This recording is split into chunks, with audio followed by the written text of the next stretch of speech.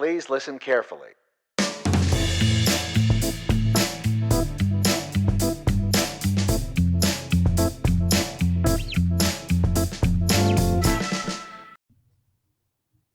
¿Qué tal, José María? ¿Cómo estás? Muy bien, Joseph. Primero de todo, darte las gracias por invitarme a tu podcast, es un honor. No, gracias a ti por compartir y dedicarnos tu tiempo. Oye, tu carrera empezó en McKinsey. Hemos tenido muchos McKinsey aquí. De hecho, tuvimos a un socio senior hablando de McKinsey hace 3 o 4 semanas. ¿Qué tal fue tu experiencia en la firma? Mi experiencia en McKinsey fue fantástica. Yo creo que es un sitio donde se habla de schooling companies, pues en ese sentido creo que el aprendizaje y sobre todo el cambio que puede darle a tu vida McKinsey es impresionante, tanto en el terreno profesional como en el terreno personal. Muchos de mis mejores amigos también los conocí allí. Además, en mi caso, pues de alguna forma también me sirvió un poco para empezar desde cero y darme cuenta de qué cosas me interesan más y marcar un poco lo que sería mi vida profesional. Después de haber estado 2 años y me estudié el máster en SEAT, tuve la oportunidad de conseguir un transfer a la oficina de Nueva York, además muy empujado porque yo tenía un interés muy grande en aquel momento en todo lo que era emergente, el multimedia, ¿no? Que lo llamaban. Y cuando fui a Estados Unidos estuve trabajando en Internet, en los inicios de Internet, estoy hablando de los años 95-96, y tuve la gran oportunidad de volver a McKinsey España cuando todavía en España eso era algo incipiente y encima había tenido esa oportunidad. O sea que yo a McKinsey estoy agradecidísimo y creo que es un sitio fantástico, tanto por el trabajo que se hace como la oportunidad que te abre a nivel profesional. Y cuando tú volviste de Nueva York con este discurso de Internet, pues claro, hoy en día la gente piensa que es obvio, pero no lo era. O sea, Internet no se sabía muy bien lo que era y no se sabía muy bien tampoco si iba a tener éxito. O sea, cuando tú llegas a la oficina de McKinsey en Madrid, me lo imagino porque trabajas ahí, y dices, oye, hay esta cosa que se llama Internet y tenemos que ir a vendérselo a los clientes. ¿Qué aceptación tuvo? Sí, fue un poco como, al principio era como predicar casi en el desierto que era España en aquel momento. O sea, realmente era muy incipiente y todavía pues no era algo que estaba en la agenda de los grandes decisores, no estaba en la agenda de nuestros clientes, pero yo allí no solo trabajé en Internet, sino que me convertí en un auténtico entusiasta, fanático y hasta experto en Internet, ¿no? Estaba constantemente, una vez que había vuelto, seguía leyendo todos los días, todas las semanas y entonces, gracias a la complicidad de varios socios de la oficina, empezamos a ver cómo podíamos ayudar en el terreno de Internet a uno de nuestros clientes. De hecho, uno de nuestros clientes, eh, Telefónica, lo puedo decir porque ya han pasado muchos años y creo que ya el tema es notorio. En ese momento estaba con varios equipos empezando a hacer cosas, tuvimos la suerte de empezar a hablar con ellos y empezar un proyecto básicamente era ¿qué hacemos con Internet? ¿No? A partir de ahí salió Terra, ¿no? Y bueno, pues yo estuve involucrado desde el principio en encender esa chispa y empezar a arrancar lo que luego se convirtió en la mayor compañía de Internet de España y Latinoamérica, con lo cual fue una oportunidad fantástica y personalmente pues sí que siento que este interés y esta pasión que tenía yo por Internet sirvió para que aprendiésemos mucho y muy rápido y empezásemos a impulsarlo en España. Sí, yo me acuerdo de Terra. De hecho, justo en esa época, los socios de McKinsey fueron a reclutar ahí en Estados Unidos y, bueno, nos invitaron a varios. Y lo único que hablaban era de Terra. Pero mire, para ver un poco lo que eran los tiempos, ¿no? Yo me acuerdo que todos los que me entrevistaron y me hicieron la oferta para venir a trabajar a McKinsey, incluido el socio, cuando ya yo llegué a McKinsey 4 meses después, no quedaba ninguno. Todos habían ido a montar una startup, a montar una incubadora. Esos eran los tiempos, ¿no? Tú hiciste lo mismo, ¿verdad? Sí, de hecho yo creo que fui el primero de los primeros en hacerlo y además cuando me fui, luego uno de los problemas que tuve es que mucha gente se quería venir conmigo y entonces, bueno, pues tenía muy buena relación con Maquis y al principio era casi hasta incómodo, pero en un momento dado me dije, mira, no podemos pararlo, realmente fue algo que ocurrió en muy poco tiempo porque en España tardamos más en arrancar, pero yo me acuerdo desde que yo me fui hasta un año después, pues, prácticamente pasé de ser casi el primero que lo hacía a que de repente mucha gente empezamos a estar activos, ¿no? Y en ese sentido yo recuerdo que incluso yo entrevisté a gente que estuvo en la misma situación que tú, que lo llegaron y dijeron, ¿dónde está, no?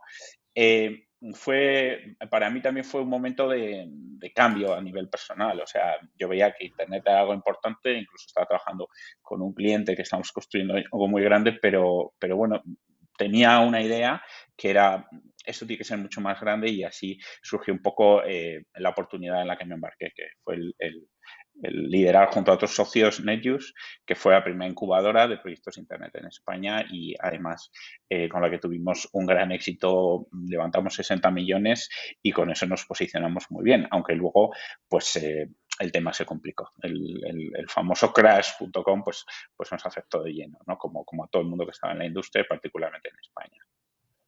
O sea, Netjuice fue una incubadora. Yo me acuerdo un poco, pero lo que tú dices, la recuerdo cuando recién llegué a España y después todo se difuminó, ¿no? Fue como un éxito efímero. Bueno, sí, o sea, en realidad también pensando desde un punto de vista más macro, en España tuvimos un año desde que empezaron iniciativas como la nuestra hasta que ocurrió el crash de las .com, que nos afectó a todos. En Estados Unidos llevaban más años construyendo. Nosotros creamos en Enius con un plan muy ambicioso de crear 30 empresas enfocadas en oportunidades concretas. Levantamos 60 millones de euros, que era un poco el objetivo que teníamos, pero al final pudimos montar 10 y con problemas, porque realmente explotó de tal manera que hubo un exceso de oferta y a su vez la base no estaba saneada todavía. Entonces nos afectó. Al final el resultado en ellos desde un punto de vista de inversores fue positivo, porque una de las compañías que lanzamos la fusionamos con Kelco, que acabó siendo el líder mundial como buscador de comercio electrónico a nivel europeo, que se vendió a Yahoo varios años después, cuando nosotros ya habíamos salido de la compañía y al final todos los inversores ganaron algo, incluso los últimos, y algunos ganaron mucho, pero la experiencia, te puedes imaginar, fue durísima, porque después de haber lanzado muchas empresas, haber atraído mucha gente muy brillante, pues realmente muchas de las empresas tuvimos que cerrarlas o reestructurarlas y fue una experiencia dura, sin duda. Claro, tuviste que echar mucha gente. Cuando tú has incorporado gente y gente muy buena y además crees en el proyecto y queda en el proyecto, te puedes imaginar que es duro y complicado. Nada que alguien que no haya pasado por lo mismo no conozca, pero fue duro y para mí particularmente fue duro. No tenía esa experiencia y bueno, pues fue un aprendizaje, pero un aprendizaje que al final te das cuenta que muchas veces pues el lanzar proyectos eh, con tanto riesgo es parte del juego, pero al final hay personas detrás, ¿no? Y eso es muy duro. Claro. Bueno, oye, y después de esa etapa, ¿por dónde te vuelves a encauzar? ¿Cómo sigues? Bueno, básicamente a mí lo que me ocurrió es que yo seguía muy creyente en que la oportunidad que teníamos con Internet iba a ser enorme y que realmente lo que teníamos era un problema de mercado.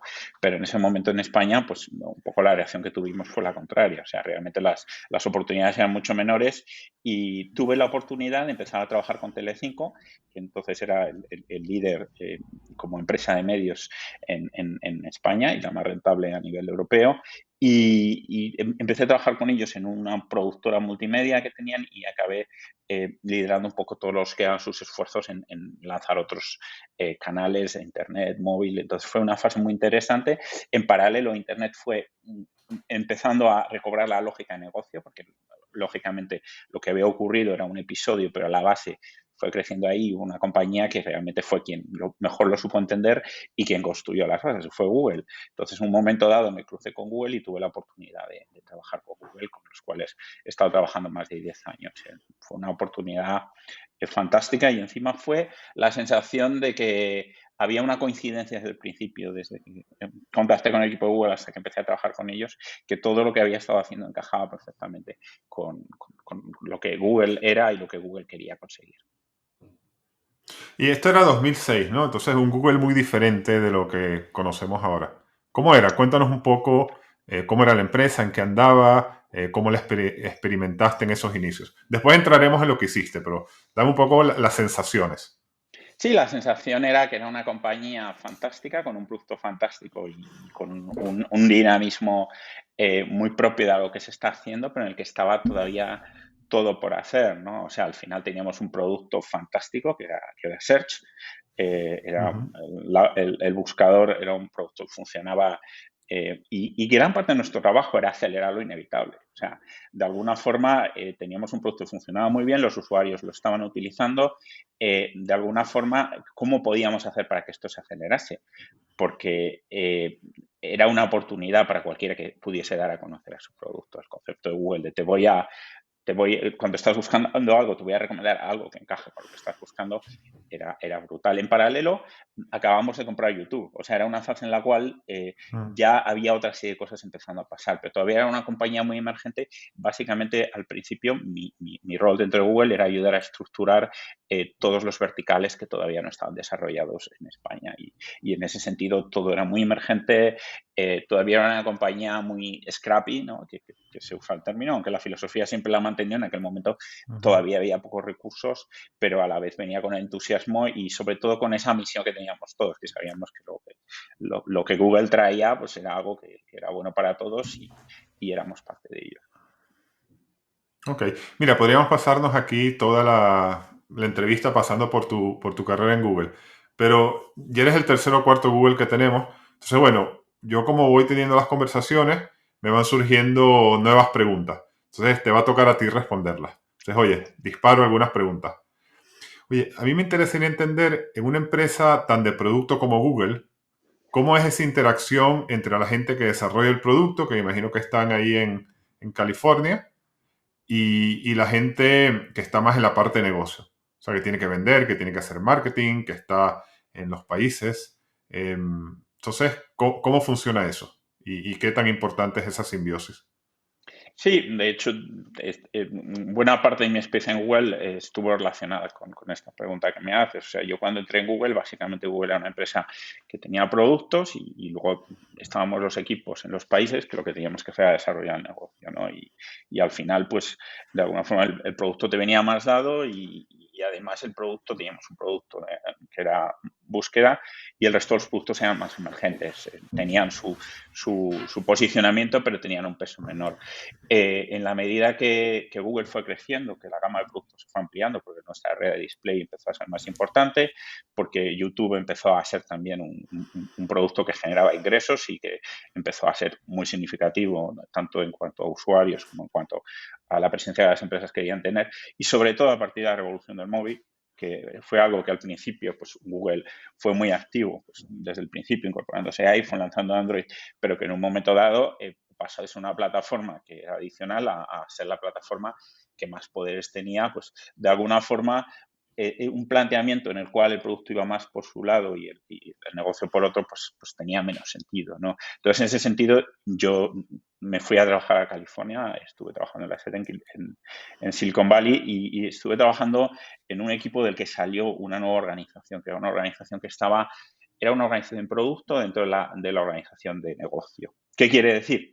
Que de alguna forma lo que tratábamos era de asegurar que lo que se generaba desde el producto era algo que servía a los equipos de los países para que nuestros clientes pudiesen usarlo de la mejor forma posible, y se produjese esta comunicación. Esta comunicación a dos vías, en las cuales de alguna forma el producto tenía más información sobre qué podía ser más útil para los clientes, y negocio también veía que toda la información que iba recolectando le llegaba al producto, incluso llegar a un elemento más transaccional, en el sentido de que si producto quería empujar una línea de negocio, una línea, sabía qué negocio le iba a apoyar mejor o peor, dependiendo de que se adecuase más a lo que los clientes estaban O pensando. sea, que tú desde tu función de negocio tenías influencia en el desarrollo del producto. O sea, ¿me puedes explicar eso?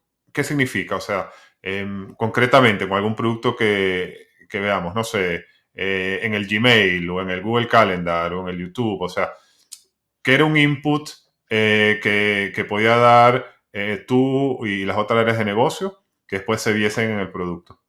Bueno, mi responsabilidad en el área de producto fue la responsabilidad para Europa de performance ads, ¿no? Todos los anuncios de performance, y luego después los anuncios en apps, ¿no? Eran productos en los cuales eran muy importantes para Google. Y además, una de las cosas más divertidas de los productos es que había mucha innovación en el core. Te puede parecer que búsqueda es un producto que, pues sí, ha estado siempre ahí, pero curiosamente es el producto más atractivo en cuanto a todo lo que se puede innovar. Y ejemplos de lo que dices, o Ujú. sea, cómo integras la búsqueda con las imágenes, con maps, con productos, cómo aseguras que los resultados de las búsquedas son mejores, cómo te aseguras que si la gente está buscando algo y la app es mejor que la web, puede ser el resultado y cómo le llevas a la página concreta dentro de la app. Esos eran debates importantes que el Ujú. producto tenía que ordenar estas prioridades, pero también al final nosotros estamos hablando con clientes constantemente. Entonces, mi función ahí era dirigir este equipo, que era un equipo que básicamente trabajaba con todos los países y yo tenía mi equipo de especialistas, además gente con mucho conocimiento de producto dentro de distribuidos por toda la región, pero en paralelo trabajábamos con el equipo equivalente en California, trabajaba con los product managers, teníamos reuniones regulares con ellos y al final los product managers agradecían mucho el feedback que le llegaba a las regiones. Entonces, yo participé en decir, vamos a ver todo este feedback que nos está llegando, qué implicaciones tiene para el producto. Y al final, Ok, el producto tenía en cuenta todo lo que aprendíamos nosotros en el terreno para hacer el producto. Es más, un poco el tema que te comentaba antes, había productos que yo ya sabían que si hacíamos lo que habíamos aprendido, las probabilidades de éxito del producto era mucho mayor. Con lo cual, al final, pues una compañía que ya era grande, conseguimos estructurar mecanismos que hicieron, por ejemplo, pues que toda la línea de producto de apps que sacó Google estuviese muy influida por lo que estábamos aprendiendo en el terreno y lo que estamos aprendiendo de nuestros clientes y de nuestros mercados. ok. Mira, Google tiene la fama de haberse convertido en una gran corporación. Y bueno, gente cuando te habla en confianza, que está en Google o que ha estado hace poco, habla de los procesos, la burocracia. Yo tengo una persona que estuvo en un puesto senior de Google y me dijo, mira, yo me terminé yendo porque me pasaba todo el día viajando a todas partes del mundo y teniendo reuniones, ¿no? Me parece que aquello creció de la forma que crecen las grandes corporaciones. ¿Esa fue tu experiencia? Bueno, Me imagino que no en el 2006, pero ya en el 2016. vamos a ver, lógicamente desde el producto Sersa, de todos los productos que tuvimos, pues eso añadió complejidad y de los pocos miles que éramos a los muchos miles que hay ahora en Google, eso añadió complejidad también. Eh, Google tiene una cosa muy característica como compañía, que es una compañía con gente muy brillante, o sea, es una compañía donde siempre si puedes fichar a alguien más brillante apuestas por ello y además en la que se prima el ser innovador, el ser creador, el Ujú. aportar cosas, ¿no? Lo cual es curioso porque hay otras compañías, o sea, pensando en compañías como Amazon o Apple, posiblemente prima más muchas veces sin conocerlas en la misma profundidad el que las cosas se hagan a escala desde el principio. Entonces, eso quiere decir que en Ujú. Google se produce mucha innovación en el día a día, pero también a veces es más difícil canalizarla, porque al final es algo que se prima y se incentiva. Entonces, dentro de toda esa complejidad, mis responsabilidades eran particularmente complejas, porque imagínate lo que es coordinar todo el approach to go-to-market de apps en una región. O sea, al final hay mucho interlocutor. Entonces, sí es cierto que mi trabajo participaba mucho en lo que dices. Yo viajaba muchísimo, viajaba mucho por EMEA, pero también viajaba bastante a California para hacer que este contacto con producto fuese mayor. Y sobre todo, había una fricción elevada porque había mucha gente a la que había que poner de acuerdo para que las cosas saliesen. ¿Qué ocurre? Que cuando eso ocurría, la potencia era mucho mayor. Entonces, efectivamente, tenías un poco este trade-off, ¿no? Entre cuánto consensúas y cuánto dejas que hay iniciativas que a lo mejor las dejas para que hagan un experimento y para aprender de ellas. Entonces, pues al final sí es verdad que una parte de tu carga tiene que ver con una organización más compleja. Y en mi caso concreto, la verdad es que disfruté mucho con este tipo de proyectos, pero ya un momento en el que también, pues ya tus rendimientos son decrecientes, ¿no? Y además en el componente personal de moverte de un sitio a otro y pues también te acaba pesando. Entonces, lógicamente, Google es una compañía distinta y tiene que gobernarse de forma distinta, como lo había, y cada vez más pesan este tipo de posiciones y pesan este tipo de responsabilidades. Es verdad que yo, en mi caso, siempre he sido una persona muy inquieta, muy curiosa y, bueno, en este caso coincidió con que yo tenía otras ideas, otras cosas que también me estaban interesando y seguramente fue un factor que facilitó el tomar este paso. Ok, entonces cuéntanos un poco más por qué tomas este paso de dejar Google. O sea, ya entendemos la parte bueno, las fricciones que había, se convirtió en una compañía más grande. Que bueno, esas son cosas con las cuales Sí, a veces puedes molestan más, vivir. a veces molestan menos, ¿no? Ujú. No es único de Google. Pero aludiste a que tenías otras inquietudes. Cuéntanos de esas inquietudes que me imagino que te llevan a dar el siguiente paso.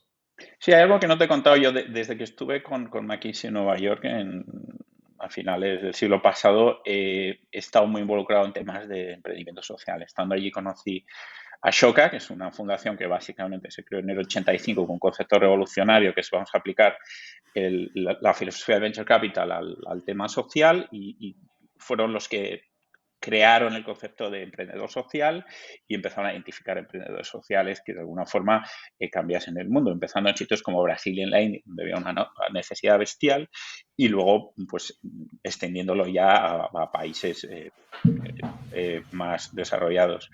Eh, Estando allí, yo empecé a colaborar con Ashoka, me volví a España, ayudé a Ashoka a través de la campaña non-profit que lancé en McKinsey con unos colegas replicando lo que había visto en Nueva York. Y entonces, en un momento dado, cuando Ashoka decidió venir a España, comentaron que había una persona que ya les había ayudado. Entonces, yo he estado muy vinculado a lanzar, a ayudar a una organización como Ashoka a lanzar en España, pero también con todo el concepto de emprendimiento social de una forma más amplia, ¿no? Y es verdad que yo a lo largo de mi vida me han atraído mucho estas ideas, es decir, oye, eh, en el fondo lo que estamos haciendo es para que este mundo sea mejor, o sea, al final yo creo que es un concepto y yo tenía muy arraigada esta vocación de decir, oye, ¿qué hacemos? ¿No? Y en mis años en Google, particularmente en estos años en los que viajaba tanto, pasaba tanto tiempo en aviones y en hoteles, algunas de estas ideas me empezaban a dar más vueltas en la cabeza, ¿no? Y en concreto, la idea de decir, oye, creo que hay una disonancia muy grande entre cómo queremos que sea el mundo, qué valores tenemos, qué nos gustaría ver y cómo actuamos en el día a día. Y a partir de aquí empecé a pensar en algunas ideas. Coincidió además con una fase en la cual, como comentábamos, pues a lo mejor yo ya, mi ciclo de aprendizaje o de disfrutar Google ya no era el mismo, pero además por razones familiares me volví a España y entonces empecé a compartir estas ideas y de repente empezaba a pensar más en ellas que en lo que estaba haciendo en mi día a día. Y así arrancó un poco el cambio. Que, si quieres te puedo explicar un poquito más en detalle cuál es la idea, ¿no? Cómo surge esta Sí, inquietud. no, o sea, yo entiendo, o sea, hasta ahora nos has explicado de lo de emprendimiento social, que si por alguien no lo sabe muy rápido, un emprendedor social es un emprendedor que hace una compañía que gana dinero, pero que tiene un impacto positivo en algún aspecto de la sociedad, ¿no? Y que eso está en el Bueno, centro. O sea, es, no es esto, no es esto de que... concepto Sí, inicial es que el emprendedor social no busca la rentabilidad y no tiene por qué ser una compañía, sino que busca es el impacto. Luego ha habido una evolución sobre ese concepto y ahora, según a quien le preguntes, te van a dar definiciones distintas. Pero digamos que el emprendedor social lo que busca es el impacto con lo que hace y adicionalmente pues puede tener un for profit, ¿no? En este ok, caso es el- la variante que conseguimos nosotros. Sí. ok, perfecto. Entonces, dentro de todo este espectro de, porque bueno, puede haber cosas, distintas vías para tener impacto en la sociedad. ¿Cuál era tu tesis? O sea, ¿por dónde tiraste? Sí, o sea, todo esto arranca como casi todas las startups que vienen con algo revolucionario de una reflexión, ¿no? Y en este caso una reflexión personal. O sea, yo lo que sentía es que al final somos una sociedad que está muy preocupada por el cambio climático. De hecho, pues cada vez vemos que es más relevante, que está muy preocupada por ser una sociedad más solidaria, en la cual todos estemos más a gusto con nosotros mismos y con los demás, pero al final el día a día tenemos un arma poderosísima que es el consumo que está perpetuando todo lo contrario. O sea, si Sí, pensamos en cómo es nuestra sociedad de consumo, muchas veces comprar cosas que muchas veces ni necesitas, no llegas a usar, almacenas y luego tiras o se quedan ahí almacenadas hasta que alguien llega y las tira porque te has ido. Y bueno, esto es algo que yo además personalmente tuve muchas mudanzas, tuve muchas experiencias en las cuales pues entonces pude darme cuenta, ¿no? O sea, las cosas casi me hablaban y me decían, oye, esto no está muy bien encajado. Entonces, esa era mi tesis, es ¿cómo podemos ayudar a cambiar esto? Yo en Google, donde más tiempo pasé y donde más impacto tuve fue en incorporar el móvil a cambiar nuestras vidas. Pero desde un punto de vista positivo, porque el móvil al final es una máquina con superpoderes, es un mando remoto que te puede ayudar a cambiar el mundo, ¿no? Y lo puedes usar para consumir todo lo que te hace falta, para pedir que te traigan la comida cada vez que no quieres salir, o lo puedes usar para... Entonces, mi tesis es cómo podemos usar el móvil para ayudarnos a estar eh, eh, alineados con esa visión de lo que queremos que sea el mundo, ¿no? Entonces, una de las reflexiones que estuve barajando, una de las posibles opciones, era lo que luego desembocó en Galactics. O sea, al final, si hay una forma rápida de empezar a luchar contra el cambio climático es dejar de producir cosas que no necesitamos. Y si hay una forma rápida de que eso ocurra, es reutilizando. Y es verdad que existían mercados de segunda mano, pero los mercados de segunda mano cada vez, afortunadamente, tienen más peso, pero básicamente tienen un concepto de barato y de algo para que mucha gente le resultaba muy lejano. Ujú. Entonces, el concepto de gratis es que hay muchísima gente que tiene cosas que lo que no quiere es tirarlas y lo que no quiere es, de alguna forma, pues que no se usen, pero que estaría encantado de regalarlas, ¿no? Entonces, y hay gente que necesita cosas y a veces las necesita, pero no se los puede pagar, pero a veces las necesita porque dice, oye, ¿por qué voy a comprar yo algo cuando alguien me lo puede regalar? Entonces, en base a eso creamos la aplicación. La aplicación básicamente, su concepto era, ¿tienes algo que no usas? Regálalo. ¿Tienes algo que necesitas? Pídelo. Y de esta forma tienes un efecto tanto en que construimos un mundo más sostenible, en el cual estamos ayudando a la naturaleza, pero también a la vez tenía el efecto de decir, oye, es una forma de que entre todos nos ayudemos. Y esto tiene una serie de efectos muy benéficos. Y bueno, eso era una tesis y sobre esa tesis yo dije, creo que vale la pena testarlo.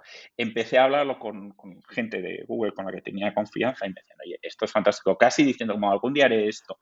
Y de repente veía que había algo en la idea, ¿no? Y cuando volví a España empecé a comentarlo con gente con la que tenía mucha confianza y gente realmente que tenía mucho criterio y me decían, oye, me encanta la idea, me encanta para empezar, porque creo que el impacto social que puede tener es bestial, pero además, si vas a montarlo y necesitas inversores, cuenta conmigo. Y de repente me di cuenta que esa idea ya era la que empezaba a llamarme más la atención. Es como decidir dar el salto.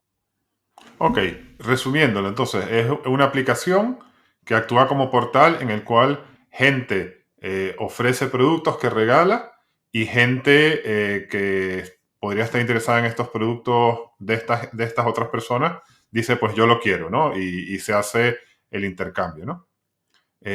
Lo que no me queda claro, en línea con lo que hablábamos antes, ¿Gratix es un emprendimiento de impacto social for profit o es un non for profit? Sí, o sea, desde el principio era una de las preguntas que nos hicimos y nos las volvimos a hacer alguna vez más, pero desde el principio tenía claro que quería que Gratis fuese una iniciativa de triple impacto, ¿no? O sea, claramente un impacto medioambiental, porque iba a reducir emisiones de carbono, un impacto humano, social, porque al final las personas que regalan, que reciben el regalo tienen un beneficio, pero también las personas que lo regalaban. O sea, lo que vimos es que regalar sienta casi mejor que te lo regalen. Y al final generaba un montón de momentos felices, pero también tenía que tener un impacto económico. Un impacto económico desde el punto de vista de convertirse en una empresa for profit. ¿Por qué era tan importante convertirse en una empresa for profit?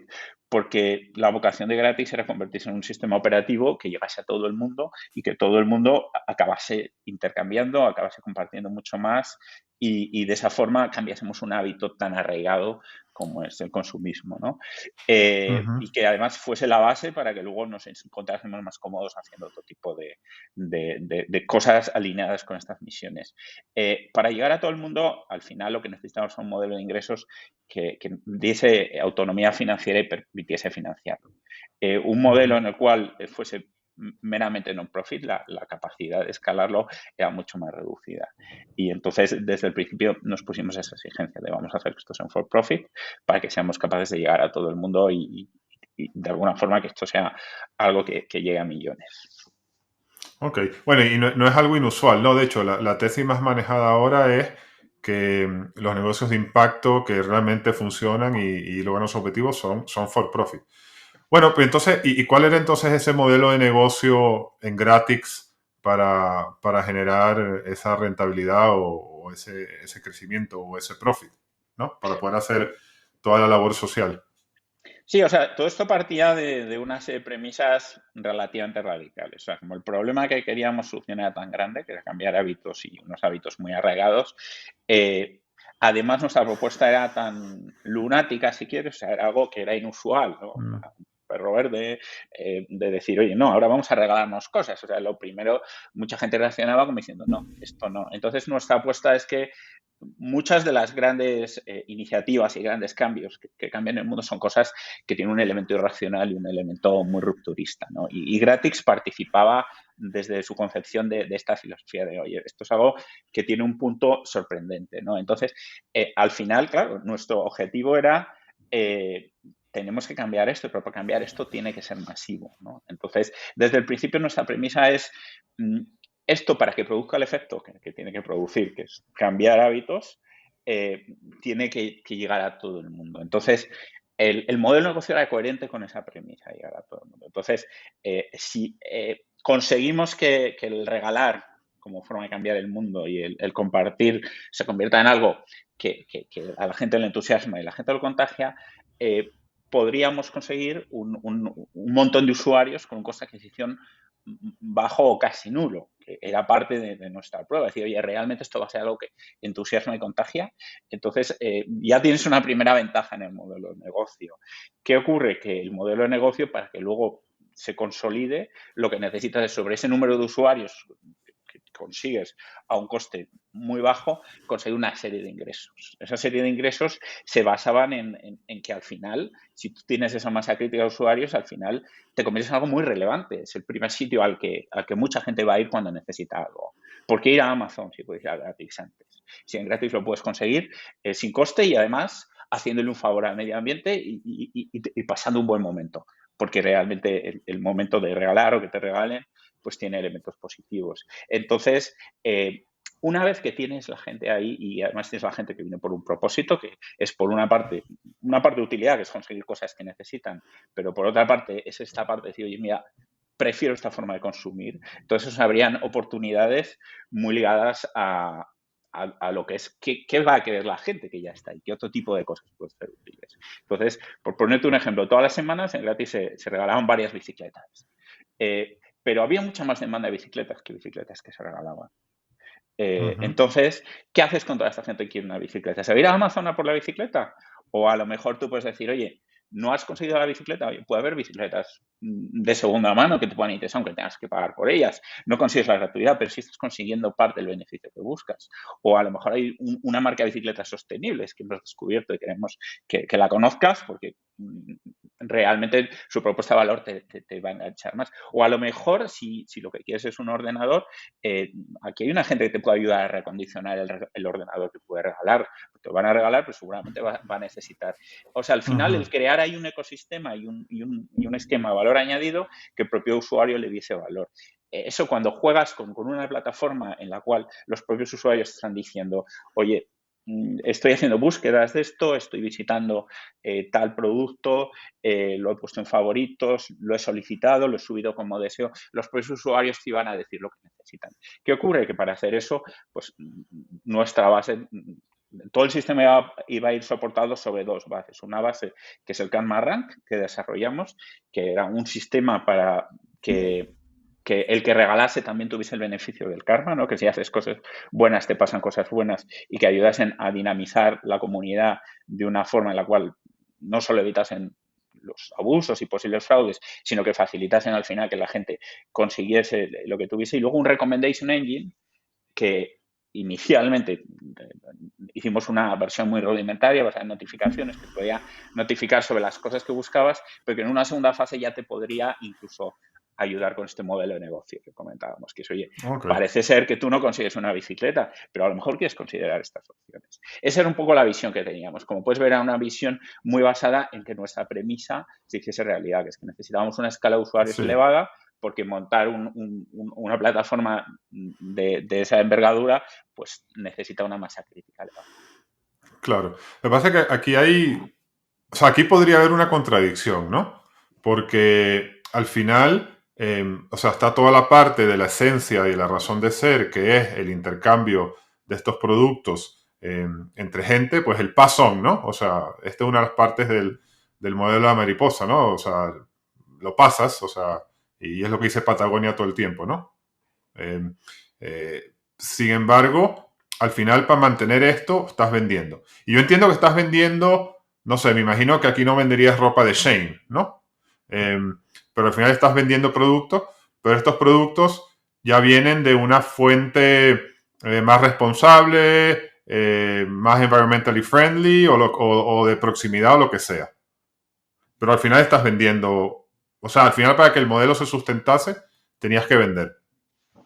Bueno, es que nuestro propósito nunca fue vamos a hacer que la gratuidad desplace a todo. Nuestro propósito fue vamos a hacer una sociedad más humana y responsable compartiendo todo lo que podamos. Y el precio es una barrera absurda. O sea, nosotros conseguimos que el nivel de transacciones fuese, o sea, la liquidez del mercado, o sea, 2 de cada 3 cosas que se publicaban en gratis tenían solicitudes. Más de un 40% terminaban cambiando de manos. Creo Ujú. que, por lo que he hablado con los marketplaces, no tienen estos ratios. O sea, al final nosotros lo que queríamos es que compartiese lo más posible, pero, pero de alguna forma nuestra misión principal no era simplemente que se regalase por regalar. Regalar es el gran transformador, pero al final tú lo que quieres es construir una sociedad en la cual todo vaya en esa dirección, decir, oye, vamos a desperdiciar menos, vamos a compartir más. Entonces, en un momento dado, esa era nuestra hipótesis. A lo mejor la comunidad, si hubiésemos llegado a ese volumen, nos habría marcado otras líneas por donde ir. Y ya sabes cómo Ok. son los planes, que cualquier plan resiste poco un Mm. enfrentamiento con la realidad, ¿no? Sí, Pero sí. ese era nuestro plan, siempre siendo conscientes de que, oye, nos podíamos encontrar obstáculos como el que dices. En ese caso, tendríamos que acudir a otro tipo de opciones, Ok. como de hecho tuvimos que hacer. Ok, bueno, yo creo que, mira, nos hemos aquí ensarzado bastante bien en entender el concepto y lo hemos discutido. Pero cuéntanos un poco, has empezado a aludir a que quizás el tema no terminó donde tú querías que terminase. Pero cuéntanos un poco, de manera resumida, cómo fue la historia desde que lanzaste los distintos hitos y cómo terminó. Sí, o sea, de esta idea lo que hicimos es, antes de lanzar, estuvimos durante varios meses haciendo pruebas y vimos que de alguna forma nuestra hipótesis se cumplía. O sea, que la gente mm, le inspiraba mucho la idea de regalar, pero no solo la idea de regalar, sino que incluso el regalar, un poco lo que comentaba antes, el que regalaba casi se sentía mejor que Ujú, el que se llevaba el regalo. O sea, lo que vimos es que había algo mágico, la magia de regalar, y que además gente que a lo mejor entraba y le hacían un regalo se ponía a regalar. Realmente existía este potencial para que esto se convirtiese en algo contagioso, ¿no? Y entonces a partir de ahí pasamos de hacer pruebas a ya convertirnos en empresa. Estuvimos haciendo pruebas durante varios meses con usuarios. Primero empezamos invitando a amigos, amigos de amigos, luego empezamos a pescar con muy poquito presupuesto en redes, usuarios que entraban como beta testers y de repente vimos que el tema empezaba a marchar solo. O sea, empezaba a generar una dinámica de crecimiento interesante.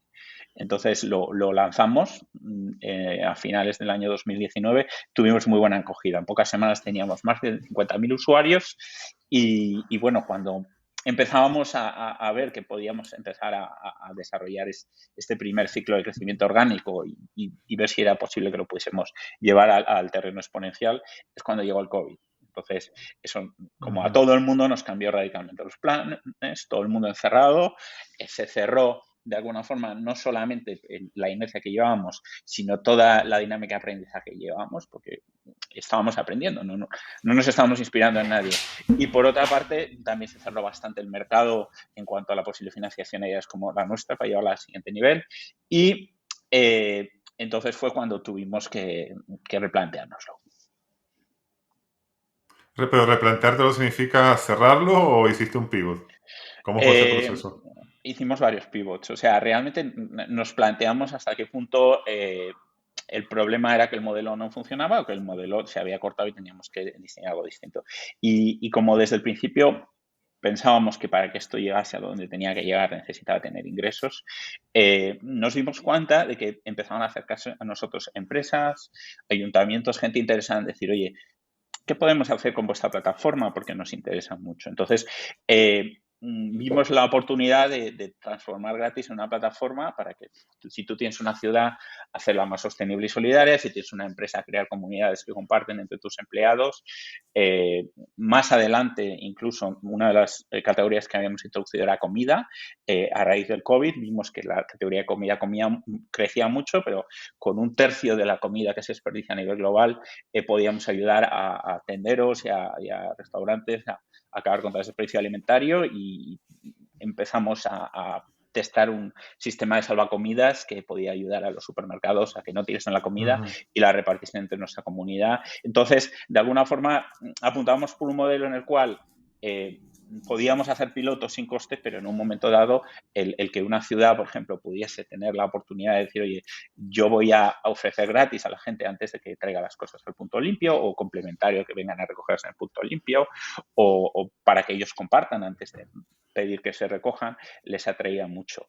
Y entonces intentamos en paralelo atacar este segmento, en el sentido de ver cómo podemos desarrollar una solución que desde el principio traiga ingresos, traiga usuarios, nos permita cumplir nuestros objetivos, que es decir, o sea, al final el número de emisiones que se reducen y el número de gente que tiene un momento feliz porque regala o le regalan, llegar a estos volúmenes que nos marcábamos, y en paralelo pues nosotros como empresa poder seguir operando. En paralelo seguimos optimizando gratis como plataforma para usuarios, optimizando el Karma Rank que antes hablaba, y la verdad es que tuvimos muy buenas conversaciones, pero lo que vimos es que el convertir esto en un negocio en el cual pudiésemos cerrar acuerdos Años de conversaciones. era un ciclo de venta larguísimo. O sea, eso desde que me lo contaste la primera vez, yo pensé, es que ibas a estar 5 años hablando con todos los ayuntamientos, con todos los supermercados, y vas a tener que quemar mucha pasta antes de que firmes a uno, Sí, yo te diría, ¿no? tuvimos buenas conversaciones, es algo que se podría materializar, pero no teníamos la escala para poder aguantar todo el tiempo que hacía falta para Sí, hacerlo. Y ahí es cuando sí. en un momento dado, después de estar pivotando, hicimos otra serie de pivots paralelos, como por ejemplo, al final nuestro gran problema era de dos vías. O sea, en cuanto tuviésemos masa crítica, podíamos conseguir los ingresos en uno o en otro de los modelos que estábamos explorando. Pero es que el conseguir que la gente se inspire es algo que conseguimos, pero y nuestro crecimiento orgánico era imparable, pero no se iba a exponencializar. O sea, no conseguimos un altavoz que nos llevase ahí. Pero luego el otro mayor problema que nos encontramos fue la fricción. O sea, al final, cuando la gente regalaba, pues el tiempo que le llevaba era muy proporcional el sacrificio que estaba dispuesto a hacerlo a la experiencia que pudiese tener en el momento de regalar. Nuestra plataforma se fue mejorando y mejorando para tratar de reducir esa fricción, pero al final, hasta que no consiguiésemos que los regalos que hacías o recibías estuviesen a 5 minutos y fuesen fáciles Sí. de entregar o recoger, era muy complicado. Introdujimos envíos también, pero tampoco conseguimos que los envíos sustituyesen eso, como sí lo consiguen en otro tipo de marketplaces. Y bueno, pues al final llegamos a una conclusión, que es que a lo mejor habíamos visto el futuro demasiado pronto, al menos eso es lo que dicen muchos de los socios y muchas de las personas que nos han ayudado. Esto tendrá que ocurrir, pero en este momento no teníamos la escala ni las capacidades para llevarlo a ese nivel. Ok, pero, o sea, yo entiendo lo que dices del time to market, ¿no? Pero, a ver, siendo malvado contigo, eh, y bueno, y tú lo habrás oído y lo habrás dicho cuando en tus etapas anteriores, cuando dicen, eh, hay gente que dice, mira, cuando dices que es el time to market, es un poco porque algo más habrá habido, ¿no? O sea, no, o sea, o crea tú el time to market, ¿no? Pero, o sea, aparte de esto, si tú reflexionas, ¿crees que hay algo más que hubieses hecho diferente o en algo en lo que os equivocasteis, que en retrospectiva piensas que, bueno, que fue un error y que debías haberlo hecho de alguna manera y que tuvo un impacto relevante en el desenlace, ¿no? Que el desenlace entiendo que fue que habéis cerrado. Sí, o sea, vamos a ver. Yo creo que hay muchísimas cosas que podríamos haber hecho mejor y el time to market, yo no estoy convencido que sea el time to market, te digo que es lo que nos comenta mucha gente, yo siempre creo que Ujú. podríamos haberlo hecho mejor. El nivel de autoexigencia no lo he bajado. Es cierto que ciertas decisiones, como que cuando ves que un ciclo de venta va a ser muy largo, tomar la decisión de si vas a estar en condiciones para hacerlo o no, en ese caso sí que claramente hemos tomado una decisión, ¿no? Pero sí, sin duda hay cosas que podríamos haber hecho mejor. O sea, al final, nuestro gran objetivo, que era conseguir esta masa crítica, reduciendo la fricción, no fuimos capaces de hacerlo. Entonces, probablemente habría más cosas que podríamos haber hecho. Hay ciertas cosas que intentamos varias veces sin conseguirlo, como llevarlo a un entorno hiperlocal que nos permitiese testarlo y que fuese capaz de replicarlo, y creo que no lo hicimos, no lo conseguimos, o sea, no es que no lo intentamos, no dimos con la clave para hacerlo, pero creo que a lo mejor si hay un elemento concreto donde yo creo que a lo mejor si tuviese que dar marcha atrás pensarías cosas distintas, invertimos desproporcionadamente en producto para lo que invertimos en distribución. O sea, realmente nosotros desde Ok. el principio vimos que esto tenía dos componentes, el mensaje de la plataforma, un mensaje inspirador, que nos funcionaba muy bien para atraer a la gente, aunque no llegó a ser masivo y tener la onda expansiva que queríamos, y una plataforma que hiciese que la experiencia fuese lo mejor posible para que la gente repitiese y le resultase fácil. Eh, Desde el principio vimos que había temas importantes que modular en la comunidad y había muchos usuarios que intentaban aprovecharse. O sea, al final es lo que ocurre con una plataforma de este tipo, que cuando bajas el terreno hay complejidades adicionales. Dedicamos muchos recursos a optimizar ese tipo de relación entre los usuarios, identificar a usuarios insolidarios o fraudulentos. Hicimos un muy buen trabajo ahí, pero a lo mejor tal vez deberíamos haber hecho menos foco en la parte de producto, que por sí solo nos trajo crecimiento y consiguió buenos ratios en bastantes cosas, y haber dedicado más equilibrio a decir, oye, ¿cómo conseguimos para que este mensaje se hubiese extendido de una forma más grande, ¿no? Porque al final también era un elemento importante, ¿no? Muy bien. Oye, y cerrar esto emocionalmente para ti, ¿cómo ha sido, no? Porque este era un proyecto, o sea, tú venías de McKinsey, Google, NetJuice, o sea, tú eras un tiburón. Y aquí te viniste a la parte de impacto del mundo de los negocios, ¿no? Y al final no salió como tú pensabas. O sea, esto emocionalmente te ha afectado o lo has tomado. El otro día estaba en Econor en el podcast al principio de esta temporada y él decía, mira, estos que dicen que fracasar está muy bien, que pues, no, esos son los que no han fracasado. A fracasar es horrible. Lo decía, ¿no? Él contaba de su mega fracaso, que se gastó todo lo que había ganado ahí en Silicon Valley en una tema de Sí, sí, sí, juego. conozco a Nico, somos Entonces, buenos amigos. conoces, bueno. Bueno, entonces en tu caso, ¿cómo lo viviste? Bueno, vamos a ver, yo no soy un tiburón, conozco tiburones y son muy distintos. Es verdad Bueno, que el que ve tu currículum anterior piensa, ¿no? Porque... que la piel se te pone más dura con el tiempo, y a mí, por ejemplo, la experiencia que Sí. hablábamos antes de NetJuice, pues me curtió bastante y es algo que, bueno, pues he tenido muy presente, ¿no? Claramente no mola cuando tienes un proyecto como este tener que parar y tener que decirle a los usuarios, o sea, con miles de usuarios tenemos a la comunidad, llegamos a tener 200.000 registrados, eh, hemos tenido un montón de gente diciendo, por favor, no lo hagáis, ¿no? Y es algo que te cuesta, pero sabes que o llevas esto al siguiente nivel o que realmente no estás resolviendo el problema que querías resolver. No olvidemos que Gratis quería resolver un problema, lo ha resuelto a pequeña escala, ha impactado a mucha gente, o sea, nos han contado historias, desde gente que ha montado cosas inspiradas por Gratis hasta gente que ha dicho, aunque no estéis, no voy a volver a ser el mismo y voy a Ujú. cambiar. Por supuesto, si volvéis a hacer algo, decirme. Pero luego también, lógicamente, las expectativas que teníamos de construir algo muy grande con los socios, eso es algo que te duele y sí, es duro, pero bueno, también yo creo que desde el principio que montamos esto sabíamos que era complicado, te lo decía. Teníamos unas premisas de decir, oye, esto va a ser muy complicado. Nos estamos metiendo en un tema con un modelo de negocio que, como tú mismo has visto, no es obvio, pero que podemos llegar a él o podemos iterar en otro. Es verdad que pivotamos mucho, intentamos muchas opciones y en un momento dado dijimos, oye, a lo mejor nos hemos pasado o sea, realmente ha llegado a un punto en el cual no estamos viendo que estamos consiguiendo. O sea, no ha sido un tema, no ha sido una decisión para nada rápida, o sea, ha sido muy digerida y sí, pues te sienta mal sobre todo por la gente que había que venir, sobre todo por el potencial que puedes tener. Pero creo que en esta vida de todo hay aprendizaje, hay que tirar para adelante y al final muchas veces cuando tú ves tu vida dices, oye, la de fracasos intermedios que la gente no ve, porque, o sea, Netus fue un fracaso hasta que se vendió el cubo, o sea, al final, Mm. y en ciertos casos, en ciertas cosas sigue siendo un fracaso, o sea, que en ese sentido sí, da mucha rabia particularmente por las personas que han apostado por el proyecto, pero el equipo, los socios lo han entendido, sabían todos en lo que nos metíamos y la rabia que te da es, bueno, esperemos que pronto eh, esa comunidad, alguien tenga opciones para seguir haciendo lo que estaban haciendo Ok, y que todos lo consigamos.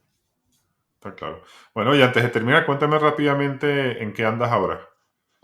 Bueno, estoy en un periodo de reflexión, que creo que es lo que hay que hacer después de una fase tan larga y además es lo que me pide el cuerpo. Pero sí que me queda muy enganchado por este propósito. O sea, además como cada día hace más calor y cada año es más caluroso, de alguna forma sigo preocupadísimo con el problema que tratábamos de resolver y con un poco esta paradoja entre que somos una sociedad que quiere acabar con el problema del cambio climático, pero que cuando piensa en soluciones, piensan, vamos a cambiar todos los coches por coches de otro sistema, en vez de decir, oye, no, a lo mejor es que tenemos que cambiar cómo consumimos. O sea, luego a lo mejor hay algo de cambiar el sistema de los coches que puede ayudar, pero hay una mayor, mucho mayor. Y además con un tema que creo que es muy relevante, que es que a lo mejor vivir de esa otra manera yo creo que nos puede hacer más humanos y más felices. O sea, esto me ha transformado. O sea, estos años hayamos conseguido o no hayamos conseguido esto, he aprendido mucho. He aprendido mucho de la comunidad, he aprendido mucho del entorno de otra gente con iniciativas parecidas. Y creo que el mundo tiene que cambiar y va a ser inevitable y van a surgir grandes proyectos que van a conseguirlo, pero en este momento somos en una situación urgente.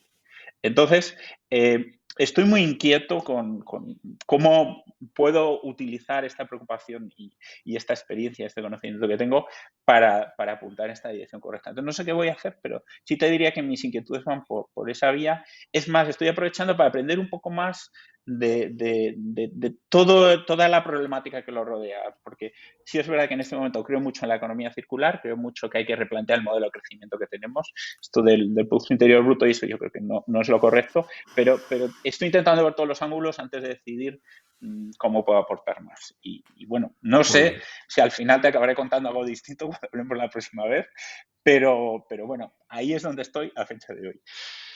Pues estaremos atentos. Y José María, muchísimas gracias por estar en el podcast y contarnos tu historia, muy Muchas variada, ¿no? gracias Porque a ti. empezamos con McKinsey, Google y después entramos en toda la parte de impacto social.